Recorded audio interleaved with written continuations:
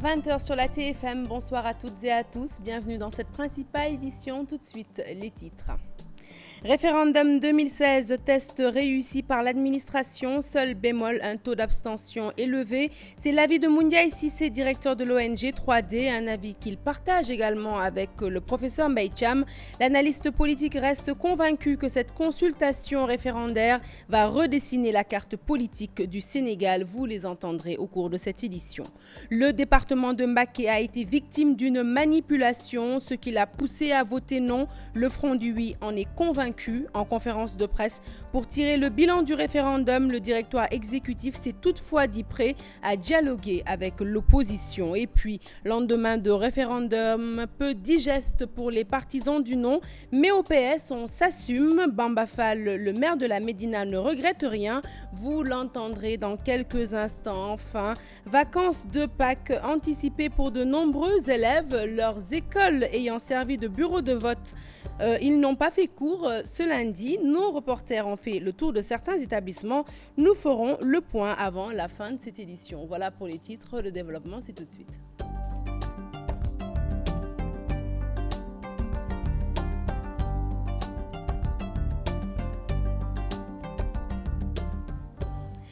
Rebonsoir à tous. L'organisation de ce référendum, un défi relevé par l'administration, c'est l'avis de Moundiaï Cissé, le directeur exécutif de l'ONG 3D, regrette toutefois le faible taux de participation et appelle à des concertations pour l'intérêt de la nation. Moundiaï Cissé, que je vous propose d'écouter, ses propos sont recueillis par Ibrahim Akana.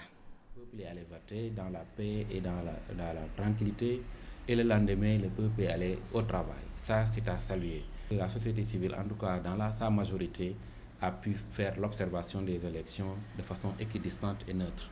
Et enfin, l'efficacité de notre administration qui a su, en un temps record, un mois, organiser des élections sans beaucoup de problèmes. Or, dans beaucoup de pays du monde, de l'Afrique, on met 1 an à 2 ans pour organiser les élections. Ce qu'il faut regretter, c'est le faible taux de participation. Un faible taux qui s'explique par plusieurs raisons. Il y a les délais très courts, donc les Sénégalais n'ont pas eu le temps de s'approprier le texte. Moi, je pense que le président de la République doit décrypter le message de ceux qui ne sont pas allés voter. Parce que quand même, in fine, c'est le président de tous les Sénégalais. Et donc, ce scrutin doit lui permettre de tirer des leçons allant dans le sens d'inviter toutes les familles d'acteurs à un tour de table pour discuter des problèmes de ce pays. Le référendum de ce dimanche va redessiner la carte politique du Sénégal. Le professeur Mbaye Thiam en est convaincu. L'archiviste et analyste politique s'est également exprimé sur le fort taux d'abstention. Eh bien, il dit que cela relève de la responsabilité des deux camps. Le professeur Mbaye Thiam est au micro de Chérif Dia et Thierno Laurent Mendy. Le premier enseignement, c'est la maturité de l'électorat sénégalais. La veille de ce référendum, la plupart des observateurs avaient des craintes par rapport à la violence, au discours qui était plus ou moins va-t-en-guerre. Or, le peuple sénégalais, en tout cas son électorat, a montré, comme il le fait depuis plusieurs années, qu'il est civique, responsable civiquement. La deuxième chose, c'est que ce référendum n'avait pas pour vocation de redessiner la carte politique, mais il est en train de le faire objectivement. Parce que la lecture des résultats va pousser nécessairement à un nouveau découpage politique. Parce qu'il y a eu beaucoup de surprises là où on les attendait le moins, du point de vue des acquis comme du point de vue des défaites. Et ça appelle la classe politique qui devra nécessairement analyser de manière lucide les résultats pour pouvoir préparer objectivement les prochaines séances 2017 et surtout l'échéance de 2019. L'abstention est redevable à l'ensemble de la classe politique. Si les partisans du non avaient boycotté et demandé le boycott, ils auraient pu réclamer l'abstention. Mais ils ont participé. Ça veut dire que leur message de vote du non n'a pas passé. De la même manière que le message de vote du oui n'a pas passé. Et avec des résultats largement en faveur du oui, le parti au pouvoir naturellement affiche le sourire. Pour le Front, Niani Benna, le fort taux d'abstention est un avertissement pour le chef de l'État. La coalition Bokk Gis Gis, elle, attend de voir les résultats définitifs pour se prononcer. C'est un reportage signé Maïmouna Ndiaye et Mardien. Après le référendum, place au décryptage. Taux de participation faible, score serré. Le Front Niani Bagna analyse. Un Sénégalais sur 4 a approuvé la réforme constitutionnelle. 3 Sénégalais sur 4 n'ont pas approuvé. Les 2 n'ont pas voté. 1 a voté contre. Je crois que c'est le principal message que le président doit en retenir. Et si une constitution est rejetée ou sa réforme n'est pas approuvée par 40% de ceux qui ont voté, je crois que c'est très très grave pour la République. Et l'urgence, à mon avis, c'est de refonder les choses, c'est de rassembler tout le monde pour comprendre que les Sénégalais ont tourné le dos à cette façon de faire de la politique. Prudence pour la coalition Gor Tchawardia. Elle dit attendre les résultats définitifs. Le oui n'a pas encore gagné. C'est des tendances que nous avons recueillies ça et là dans des localités. Des tendances qui sont tantôt favorables au oui et dans d'autres localités qui sont favorables au non. Et puis ce ne sont pas des tendances lourdes, c'est des tendances tout court. Et ce que nous constatons, le oui et le non sont au coude à coude. En ce moment-là, le camp du oui jubile et réclame la démission de certains leaders de l'opposition. Mais ce qui est grave, c'est de persister dans l'erreur et la mauvaise foi. Ils avaient dit qu'ils allaient remporter la victoire, que le peuple avait adhéré au non. Le peuple leur a dit « je n'ai pas adhéré au non », mais ils en tirent les conséquences. Certains d'entre eux, comme Khalifa Sall, à la tête de la mairie de Dakar, il a perdu. Idrissa Seck, à la tête du conseil départemental de Thiès, il a perdu. Aïda Mbodj, à la tête du conseil départemental de Bambey, elle a perdu. Abdoulaye Baldé, à la tête de la mairie de Ziguinchor, il a perdu. Mais ils ont perdu. Bamba Fall a perdu à la tête de la mairie de Médina. Barthélémy Diaz a perdu. Ils n'ont qu'à en tirer toutes les conséquences, prendre leurs responsabilités et démissionner. Parce que s'ils disent à Macky Sall, en cas de perte, tu démissionnes, ça veut dire que nous, eux aussi, en cas de perte, ils démissionnent. À chacun, donc, sa lecture. La proclamation des commissions départementales, très attendue. Et puis, lendemain de référendum au goût amer pour les partisans du non, mais au PS, on minimise. C'est le cas de Bamba Fall. Le maire de la Médina affirme ne pas avoir de regrets. Jean-Baptiste Diouf, son camarade de parti, pense que c'est tout simplement la démocratie qui a triomphé. Reportage signé Nafissatou Silla. C'est fait, le oui a triomphé au sein du Parti socialiste, mais pour ceux qui le prônaient, c'est la victoire du peuple. Nous pensions que le oui était l'option la meilleure pour les populations, pour permettre à la démocratie d'évoluer positivement. Cependant, pour un oui ou pour un non, le Parti socialiste a connu quelques agitations et pour Jean-Baptiste, partisan du oui, elles sont insignifiantes. Les gens peuvent avoir des positions divergentes par rapport à la ligne du parti. Bon, ils ont assumé et ils ont voulu battre campagne pour le non. Mais on l'a accepté. Ça n'empêchera pas, ils resteront nos amis, nos collègues, nos camarades, et on va continuer à travailler au sein du Parti socialiste. Beaucoup de responsables socialistes se sont démarqués du oui, parmi eux Bamba Fall qui dit assumer son choix. On est dans le parti, on s'est démarqué de la question du référendum. Parce que ce n'est pas une question posée au parti, c'est une question posée au peuple. En tant que citoyen, on a fait ce que nous avions à faire. J'assume ce que j'ai fait et nous tous, nous assumons ce que nous avions fait. Et si c'était à refaire, nous le referons aussi. Pour lui, avec cette démarcation, il ne risque rien au sein du parti. Nous avions acheté une carte d'adhésion de notre parti. On n'est pas des esclaves. On ne peut pas nous obliger. On n'est pas des obligés. Nous sommes des militants.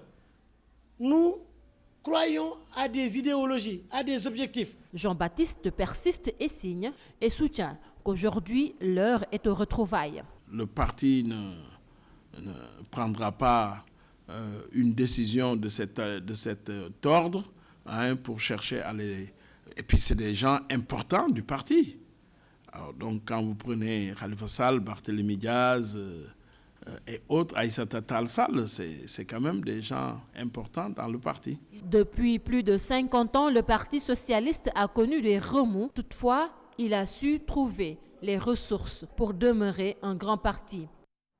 La banlieue a voté oui à 54%, un résultat qui a requinqué le maire de Guédiawaye, Aliou Sall, en conférence de presse. Il n'a d'ailleurs pas manqué de railler son principal rival, Malick Gakou. Les détails de cette conférence de presse, sûrement dans nos prochaines éditions. Et puis, publication des résultats de la région de Fatick par le gouverneur. Le oui l'a emporté avec 79,8% contre 20,2% pour le non.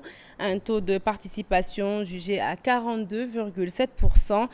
Des informations de Mambiram Diouf, c'est notre envoyé spécial à Fatick. Fatick, justement, où nous nous rendons pour parler du maire qui a organisé une parade dans les rues de sa ville pour fêter la victoire du oui. Matarba compte aller à la conquête des zones perdues. Il appelle à l'unité des partisans apéristes dans la région.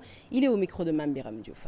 Je voudrais remercier l'ensemble de la population de Fatick, toutes les couches de la population de Fatick. Le signal a été donné le mercredi, quand le président Macky Sall a traversé la ville de Fatick. C'était une mobilisation exceptionnelle, un engagement qui a été montré encore une fois aujourd'hui dans les urnes de Fatick. C'est un raz-de-marée, c'est un massacre. Ça a montré effectivement que l'opposition n'a rien à faire dans notre région, surtout dans notre commune. Je pense que c'est un référendum qui est venu à son heure, parce que ça permet une lecture lucide de l'ensemble des résultats qu'on a obtenus au niveau national. Pour Fatick, tout le monde sait que on est rassuré, mais nous faisons la politique. Même une seule personne qui n'accompagne pas le président Macky Sall, on ira la chercher parce que c'est ça notre devoir, c'est ça notre rôle. Les poches de résistance qui ne sont pas même des résistances, c'est de l'incompréhension, c'est une mauvaise lecture de la situation. Nous nous donnerons en tout cas le temps d'aller voir ces gens-là, discuter avec eux, parce que notre salut, le salut du Sénégal, c'est avec le président Macky Sall.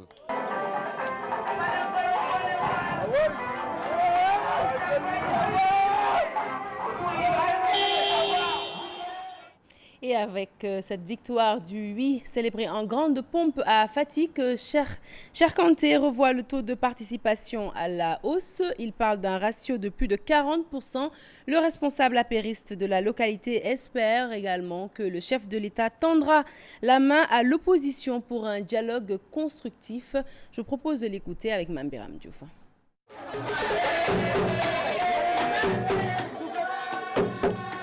À Fatick, le responsable de l'APR, Cheikh Kanté, célèbre déjà la victoire car convaincu du triomphe dans la région de Fatick et à travers tout le pays. Nous avons gagné haut la main.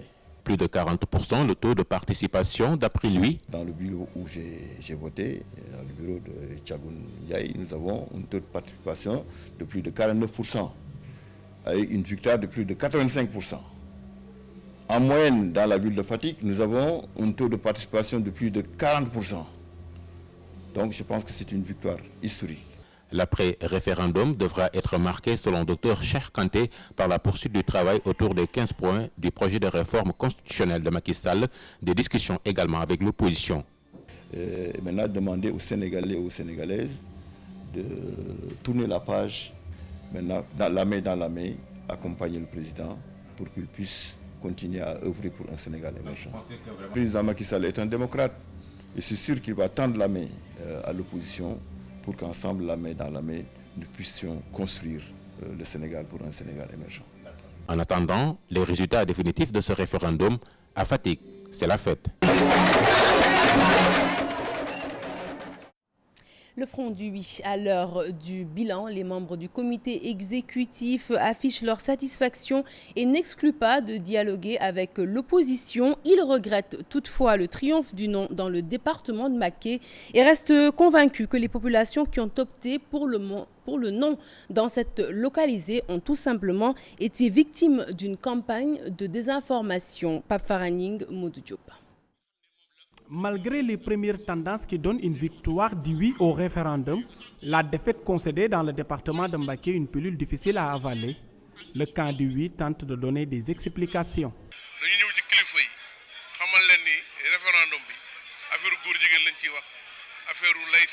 Il y avait beaucoup de manipulations et d'intoxication sur la laïcité et la validation de l'homosexualité. Certains marabouts ont cru en cela, mais aussi nos représentants dans la ville sainte ont répondu à la provocation en tirant des coups de feu en l'air. Avec un fort taux d'abstention et un bon pourcentage du non, le camp du oui estime que le pouvoir va analyser le vote des Sénégalais. Il n'exclut pas un dialogue franc avec l'opposition sur l'applicabilité de certains points de la réforme.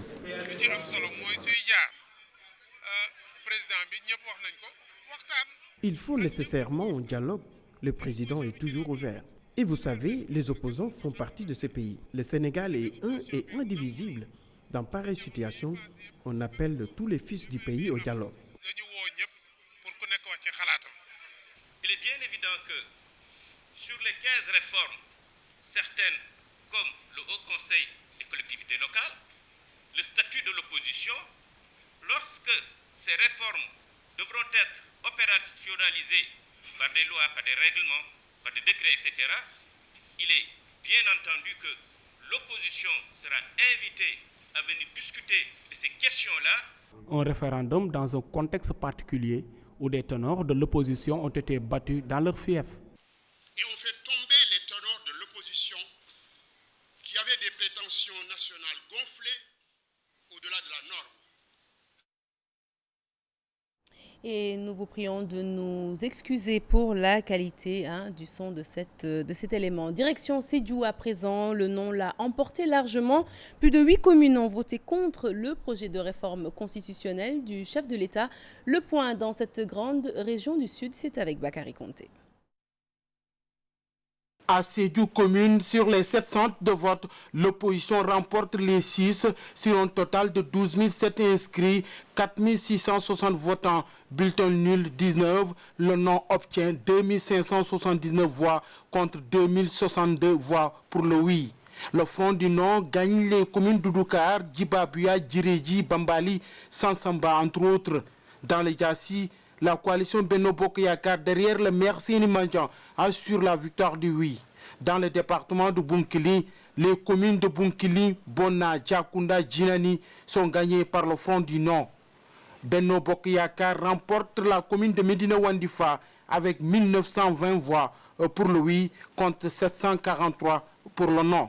Dans le département de Goudomp, Benno Bokk Yakaar gagne la commune de Goudomp avec le oui, ainsi que les communes de Tanaf et de Kaour. Les autres localités chefs-lieux de communes ont été gagnées par le front du non. Djatakunda, Bagnères, Simbandi Balant, Simbandi Brassou, Kolibantan, entre autres, la commune de Samine. À Linguère, plus de 80% de la population a voté en faveur du oui. Le taux de participation était de 45,28%. Des résultats très encourageants pour faire plus et mieux, selon le maire de Linguère, que je vous propose d'écouter avec Modoumbaya. Il faut déjà reconnaître que nous avons gagné tous les bureaux de vote à Linguère, tous les bureaux de vote à Dara. Donc c'est pratiquement les principaux centres, qu'on peut appeler peut-être les centres urbains. Et nous avons gagné également toutes les autres communes, dites communes rurales. Ce qui fait que la victoire du oui est une très très large victoire dans le département de Linguère. J'en profite pour féliciter tous les militants, tous les sympathisants et tous les citoyens qui ont voté pour le oui. Sincèrement, ça ne me surprend pas à Linguère, parce qu'en fait déjà au niveau de Linguère, si on prend strictement ce qui est dans le référendum, nous avons eu comme démarche à expliquer à chaque fois qu'on est devant une audience les différentes avancées que nous avons en tout cas notées une fois que ce projet de constitution est révisé. Ça, c'est d'abord la première chose. Et de l'autre côté, puisque l'opposition a voulu camper sur son débat sur des faits qui ne sont pas du tout avérés dans le document, d'une part, et d'autre part sur les réalisations du président, parce que considérant que c'est un bilan à mi-parcours, ça a été vraiment facile pour nous, au Jolof, de défendre le bilan du président de la République. À Matam, un véritable plébiscite en faveur du projet de réforme constitutionnelle du chef de l'État. Dans la commune de Nabadji, Sivol, le oui l'a emporté largement. Le maire s'est félicité du taux de participation très élevé réalisé dans cette commune, la plus importante en termes d'électorat à Liban d'Alnion. Avec plus de 99,97% des voix, le oui réalise son meilleur score dans le département de Matam à Nabadji-Civol.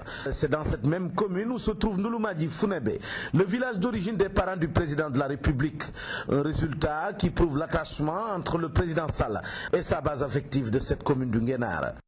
Nous avons même battu le record de l'élection présidentielle de 2012. Ça confirme deux choses. D'abord, un résultat du oui à 90% et un plébiscite pour M. le Président de la République Macky Sall. Donc l'attachement des populations à sa politique. C'est 99% au niveau des deux centres de vote que sont Ndouloumadji Founébé et Ndouloumadji Dembé, les villages d'origine de M. le Président de la République. Même les 5 voix qui sont, où il y a eu le non dans les deux villages, c'est seulement des erreurs, j'en suis persuadé. Au-delà du score remarquable du oui à Ndouloumadji Founébé et à Dembé, la commune de Nabadji-Civol a également réalisé le plus fort taux de participation de 64% avec plus de 10 151 voix pour le oui. Et puis, ils étaient nombreux, ces élèves, ce matin, à n'avoir pas fait cours. Et pour cause, leurs établissements ayant servi de bureau de vote, il fallait procéder au réaménagement des salles de classe ce matin. Dans certaines zones, à Liberté 1 et 5, par exemple, tous deux centres de vote, bien sûr. Les cours ont pu reprendre ce matin, mais c'était avec beaucoup de retard. Aminata Mbaresso et Maudou Diop y ont fait un tour, leur reportage. Dans cette salle de classe transformée en bureau de vote pour le référendum, le désordre est encore là. Des tables-bancs déplacés, superposés les uns sur les autres, c'est le spectacle dans plusieurs écoles au lendemain du référendum.